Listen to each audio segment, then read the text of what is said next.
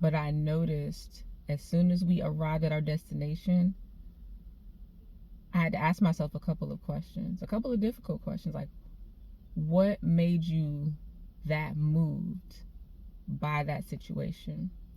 Why were you so deeply and heavily involved in an experience that had nothing to do with you directly, but you assumed a level of responsibility in that situation?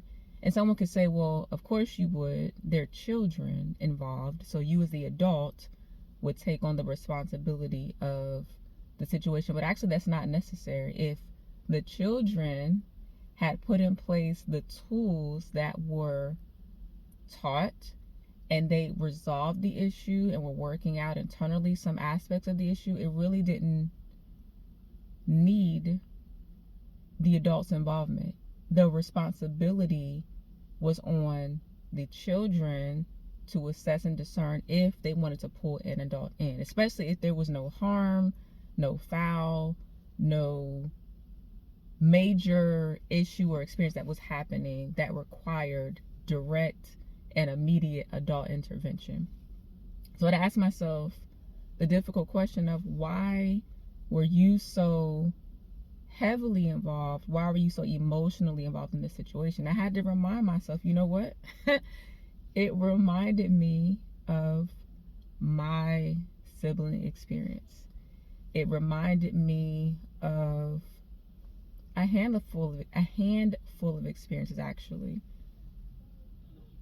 particularly as it relates to how I assumed responsibility for certain things. No one asked me to. I chose it.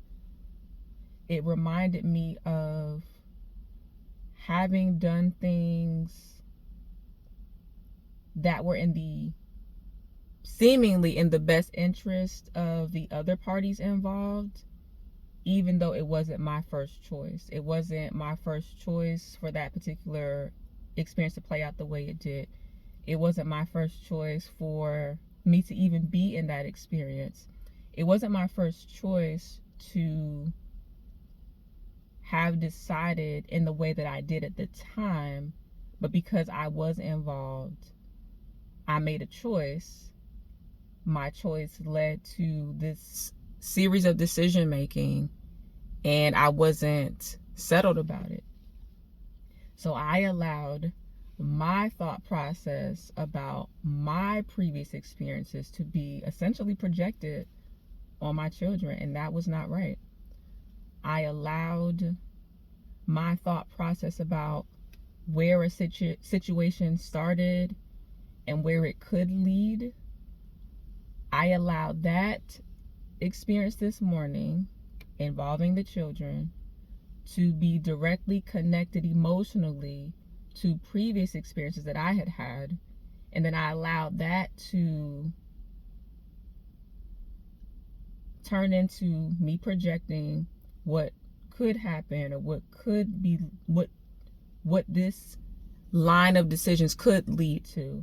And therefore, I got myself heavily and emotionally involved in something that was really involving the children and really was already resolved. It only required a conversation to say, hey, have you checked in with yourself?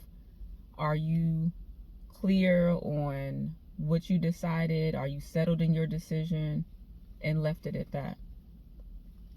In leaving it at that, I could have opened the door later to say, hey, just wanted to make sure, the conversation that we had earlier, had any other thoughts come up around what we discussed.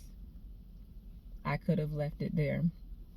I decided to intervene, and now I'm having to reflect on, A, the level of care that you showed was not bad. What was decided upon and how it was decided upon was not bad.